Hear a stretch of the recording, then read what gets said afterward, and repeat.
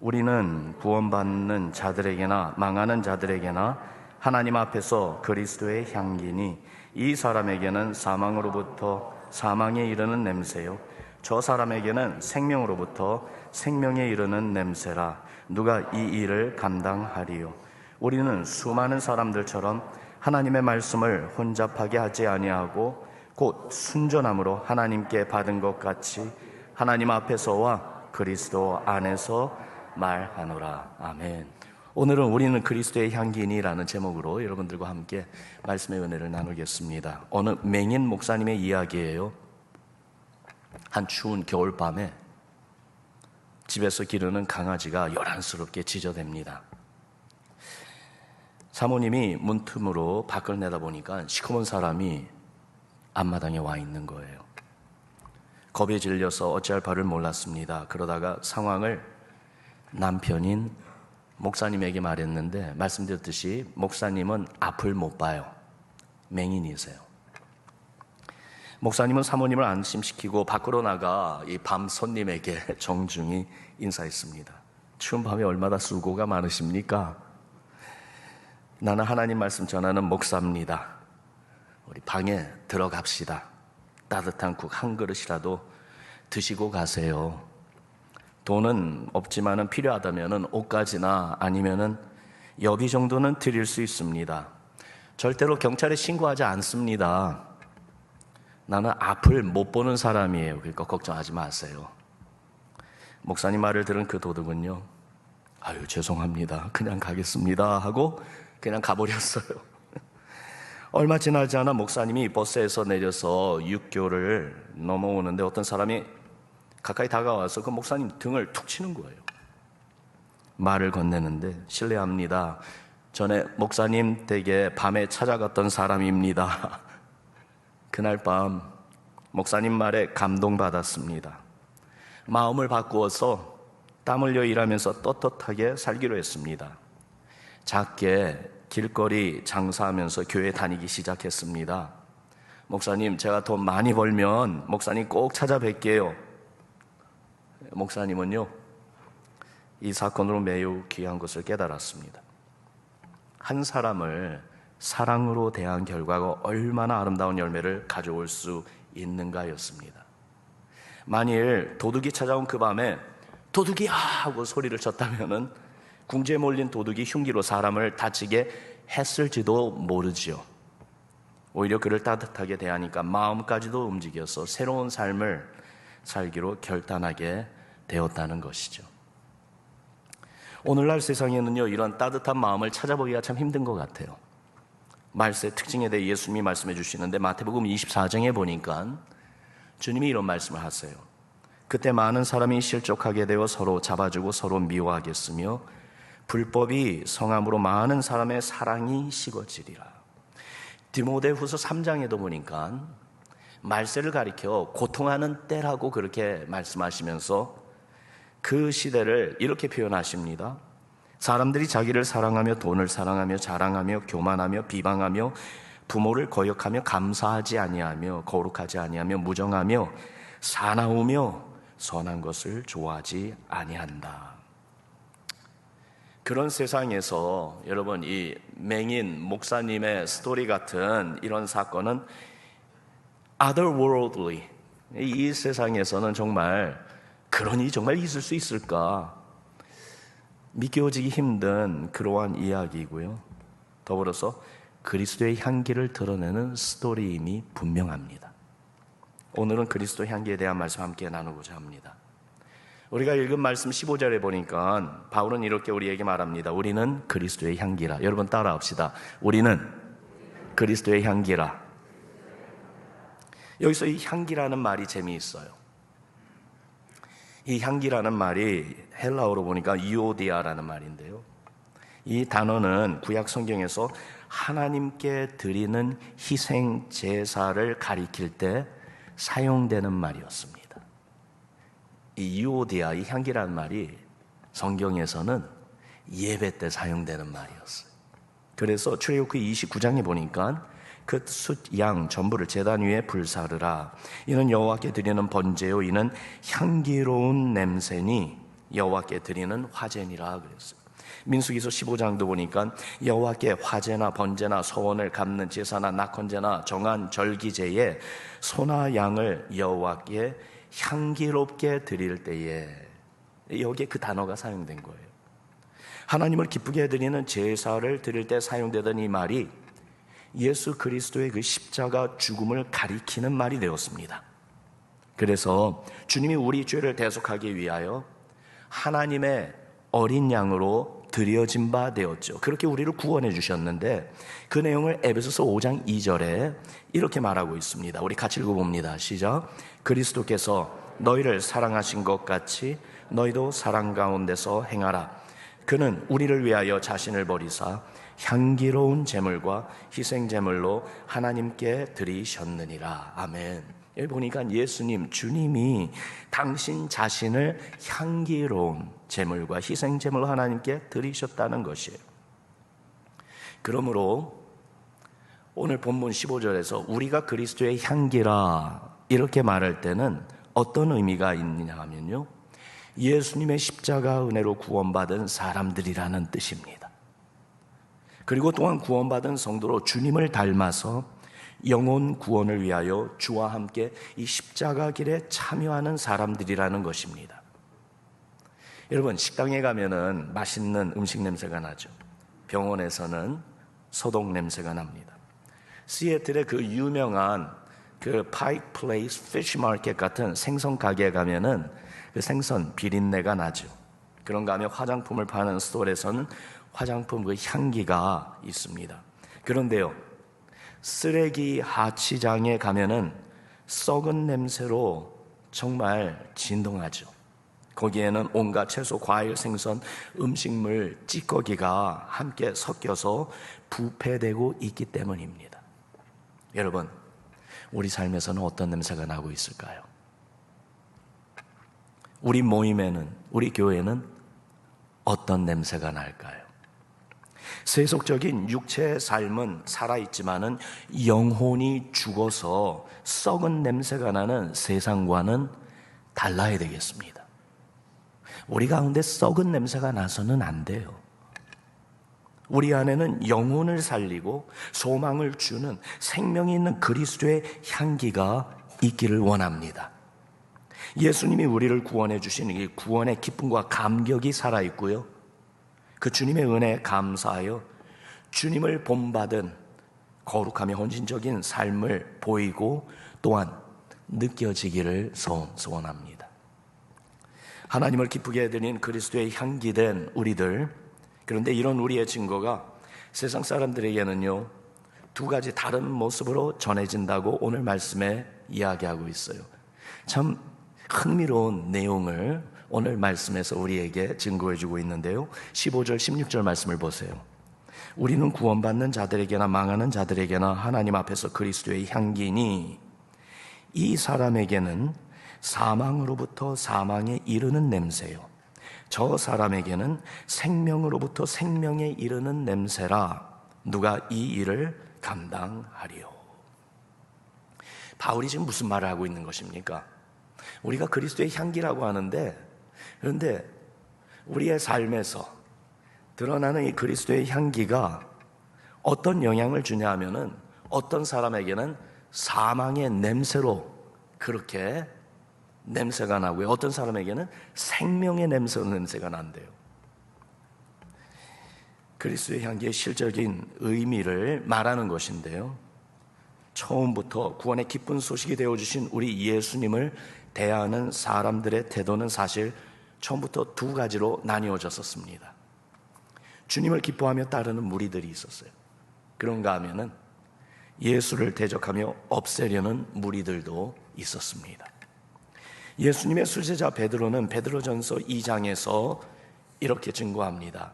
4절 말씀을 보니까 사람에게는 버림바가 되었으나 하나님께는 택하심을 입은 보배로운 산돌이신 예수께 나아가자. 여기 보세요. 사람들에게는 버림바가 되고, 그런데 택하심을 입은 보배로운 산돌이신 예수다.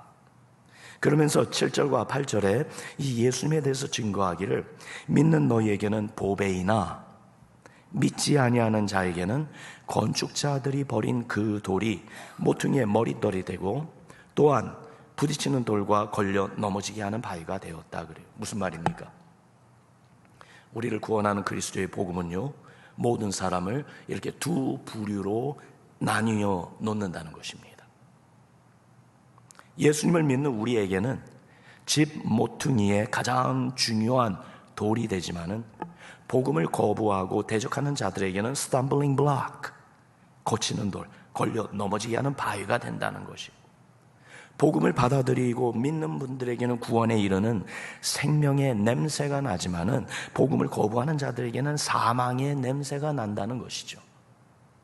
그리스도의 향기는 똑같은 하나의 냄새인데 어떤 사람은 그 향기를 맡으면은 생명을 얻고 살아나는데 어떤 사람은요, 이 그리스도의 향기를 맡으면 역겨워서 맡기도 싫어하고 결국은 사망에 이르게 된다는 것입니다. 여러분 이해가 됩니까? 바울은요, 복음을 전할 때마다 이것을 몸으로 체험했습니다. 정말 그는 이러한 경험을 계속했어요. 복음을 기쁨으로 받아들이며 예수님을 믿고 영생을 얻는 것을 보기도 했고, 어떤 사람은 복음 받기를 사양하는 정도가 아니라 반대와 심지어는 핍박을 가하면서 대적하는 사람들도 있었어요. 그리스도의 복음 자체가 선과 악, 기쁨으로 받아들임과 핍박을 가하는 것으로 나눠놓는 그러한 특성이 있다는 것입니다. 그러므로 그리스도의 향기를 드러내고 복음을 전하는 삶을 살 때에 여러분 잘 들으세요. 사람들의 기분을 맞추려고 하지 않아도 됩니다. 복음은 복음 그대로 전하면 되는 거예요. 복음의 삶을 살며 그리스도의 향기가 되면은 되는 것입니다. 우리가 모든 사람들을 다 얻을 수는 없어요.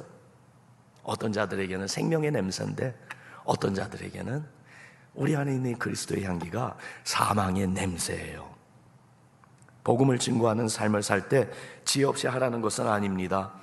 바울도요, 유대인 앞에서는 유대인처럼 되었고 이방인 앞에서는 이방인처럼 되었습니다.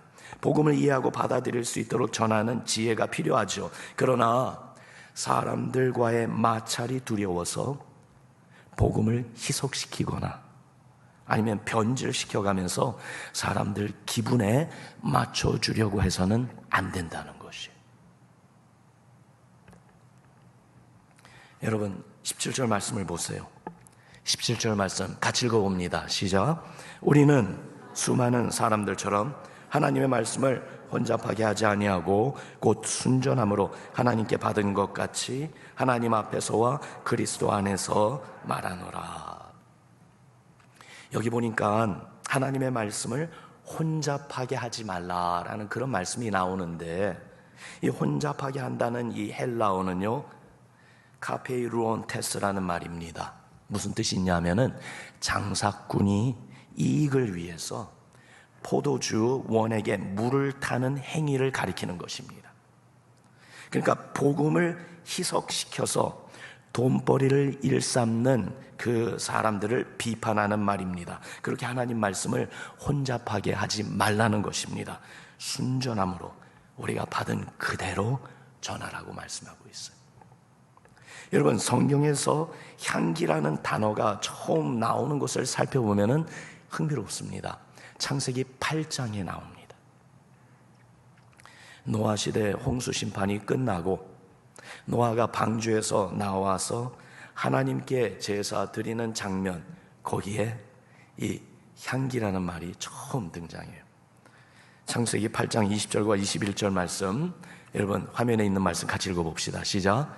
노아가 여호와께 제단을 쌓고 모든 정결한 짐승과 모든 정결한 새 중에서 제물을 취하여 번제로 제단에 드렸더니 여호와께서 그 향기를 받으시고, 하나님이 받으시는 향기와 하나님께 드리는 이 제물의 정결함을 떼어놓을 수가 없습니다.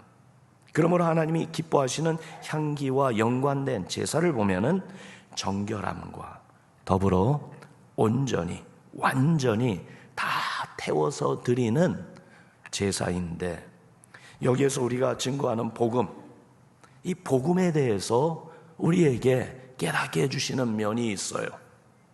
복음, 그리스도의 향기는 혼합되지 않은 그 어떤 사람의 생각이나 세상 철학에 물들지 않은 깨끗한 정결한 진리와 어느 것도 빠뜨리지 않은 온전한 진리여야지만이 된다, 이 말이에요. 강단에서 선포되는 이 복음의 말씀, 우리 가정과 생업의 현장에서 드러나는 우리 성도님들의 그 그리스도의 향기, 우리 교회가 전하는 복음은요, 흐리멍텅해서는 안 됩니다.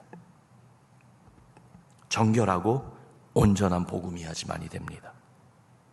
정결하고 온전한 복음, 그 내용이 뭡니까? 복음에는 우리가 피해 갈 수 없는 한 가지 중요한 시발점이 있는데, 하나님의 거룩하심 앞에 피할 수 없는 우리의 죄성입니다. 내 죄, 즉 우리 죄를 용서받게 하기 위해서 하나님의 아들 예수 그리스도께서 십자가에 달려 죽으시고 3일 만에 부활하신 것을 믿는 것이지요. 믿으십니까?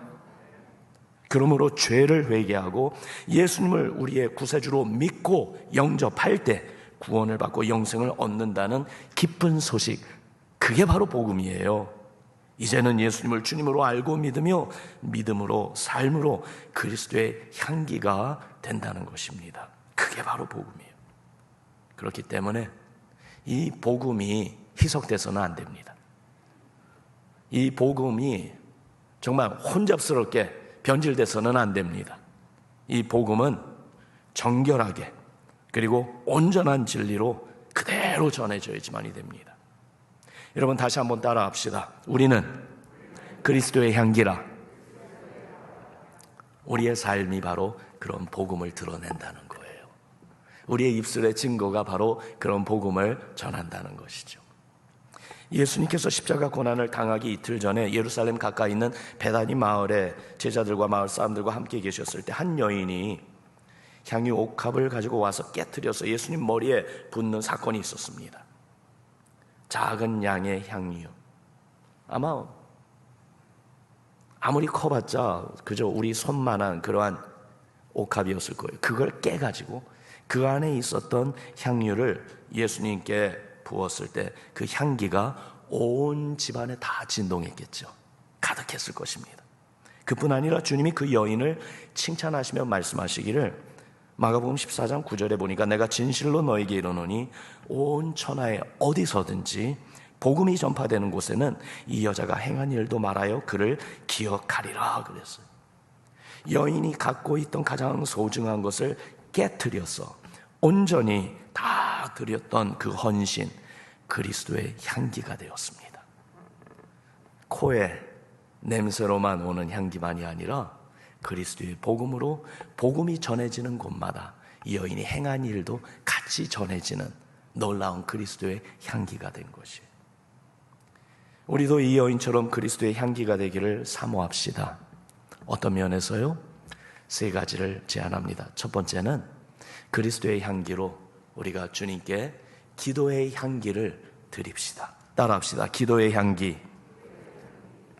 계시록 5장 8절에 보니까 어린 양이신 예수 그리스도께서 세상 마지막 때에 온 세상을 심판하시는 그 이야기가 거기 나옵니다.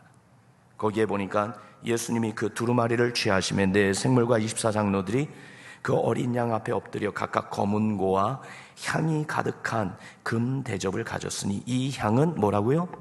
성도의 기도들이라. 이 무슨 말이냐 하면은 세상 마지막 종말에 하나님이 행하시는 심판과 구원, 거기에 성도들의 기도가 연관되어 있다는 것입니다. 성도들의 기도로 하나님의 공의와 심판이 세상에 임한다는 말이에요. 성도들의 기도로 구원의 복음이 마지막 순간까지 선포되고 전파되며 영혼 구원을 이루시는 그 주님의 일에 참여하게 한다, 이 말이에요.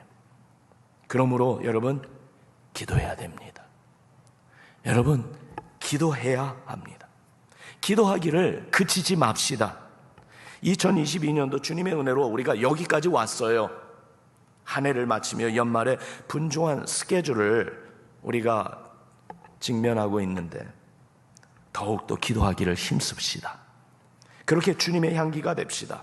예수의 이름으로 기도하는 성도들, 그렇게 주님의 이름으로 기도하는 교회, 하나님이 기뻐하십니다. 우리의 기도를 들으십니다. 응답하십니다. 그렇게 주의 공의와 주의 구원을 우리 앞에 보여주시는 줄을 믿습니다. 그래서 그리스도의 향기로 주님 앞에 더욱더 기도의 향기를 주께 드리기를 힘씁시다. 두 번째로는요, 복음의 향기입니다. 따라합시다. 복음의 향기. 본문이 우리에게 증거하는 핵심 내용이지요. 그리스도의 향기는 복음의 향기라고 말씀을 드렸어요. 그렇기 때문에 복음을 왜곡시키거나 희석시키는 일이 일어나지 않도록 여러분, 우리 신앙을 살핍시다. 우리는 용서받은 죄인이라는 사실을 항상 기억합시다. 그래서 또 한 영혼이 예수의 보혈로 구원받아 모든 죄를 용서받고 하나님의 자녀 되기를, 우리와 함께 한 형제 자매 되기를 사모합시다. 여러분, 성탄 시즌이 왔습니다. 이제는 라디오를 틀어도요, 성탄 캐롤송이 이제 흘러나옵니다. 죄인을 구원하러 오신 예수님의 탄생을 기념하는 시즌입니다. 어느 때보다도 그리스도의 향기, 복음의 향기가 온 세상에 가득했으면 좋겠습니다. 우리의 작은 옥합이 깨지는 헌신과 희생이 있다면 우리 안에 있는 그리스도의 향기가 퍼지고 스며들면서 생명을 가져다주는 기적이 일어나지 않겠습니까? 이번 성탄 시즌에 누구에게 복음을 전해야지 하는 그러한 결단을 내려보지 않으시겠습니까? 복음의 향기는 이미 우리 안에 있습니다. 크리스찬으로 살아가면 됩니다. 그러면 늘 우리 안에 있는 소망에 대해서 얘기해 줄 수 있는 준비가 되어 있으면 되는 것이에요. 베드로전서 3장 15절 보니까 고난 가운데서도 믿음을 지켜가는 성도들을 격려하고 권고하며 사도 베드로는 이렇게 말해줍니다. 너희 마음에 그리스도를 주로 삼아 거룩하게 하고 너희 속에 있는 소망에 관한 이유를 묻는 자에게는 대답할 것을 항상 준비하되 온유와 두려움으로 하라. 여러분, 준비되어 있습니까? 정말 어려운 일을 똑같이 당하는데도 우리 안에 있는 주님의 평강, 또한 기도하면서 주님 바라보는 그 소망 가운데 쉽게 흔들리지 않는 그 믿음의 힘이요, 이런 것이 나타날 때에 우리 주위에 있는 분들이, 어려움 당하는 분들이 와서 물어본다는 거예요. 무엇이 비결이냐고요. 그럴 때에 대답할 수 있어야 됩니다. 준비되어 있어야지만이 됩니다. 그러면 성령이 인도하시는 대로 복음을 전하고 복음의 향기를 드러내는 우리 모두가 되기를, 우리 교회가 되기를 주님의 이름으로 축원합니다. 세 번째로 찬양의 향기입니다. 따라합시다. 찬양의 향기. 히브리서 13장 15절 말씀해 보니까 우리 같이 읽어볼까요? 시작. 그러므로 우리가 예수로 말미암아 항상 찬송의 제사를 하나님께 드리자. 이는 그 이름을 증언하는 입술의 열매니라. 아멘. 항상 찬송의 제사를 하나님께 드리자라고 했는데, 여러분, 언제 하나님을 찬양합니까? 언제 노래가 나와요? 우리가 하나님 찬양하는 거 예배 시간에 하나님 찬양합니다. 그렇죠? 그러니까 예배 드릴 때 찬양을 불러요. 또 언제 하나님을 찬양합니까? 하나님의 위대하심과 우리에게 베푸신 구원의 은혜에 감격하고 감사할 때, 그때 찬양이 나오죠. 또한 기쁠 때, 하나님의 영광을 보게 될 때에 우리 안에서 성령의 도우심 가운데 찬양이 터져 나오게 되어 있죠. 여러분, 우리 삶이 항상 찬양을 부르는 삶이 된다고 한번 생각해 보세요. 얼마나 큰 복이겠습니까? 늘 하나님께 예배드리는 삶, 그래서 온전한 믿음 가운데 하나님의 임재 가운데 있고요, 그것만이 아니라 주께서 우리에게 보이신 하나님의 그 위대한 능력과 하나님의 구원의 은혜에 감동, 감격으로 그저 우리 마음이 너무나도 기쁘고 하나님께 너무나도 감사해서, 그래서 찬양이, 찬송이 그치지 않는 그러한 삶, 그 삶이야말로 가장 행복하고 가장 복된 삶인 줄을 믿습니다.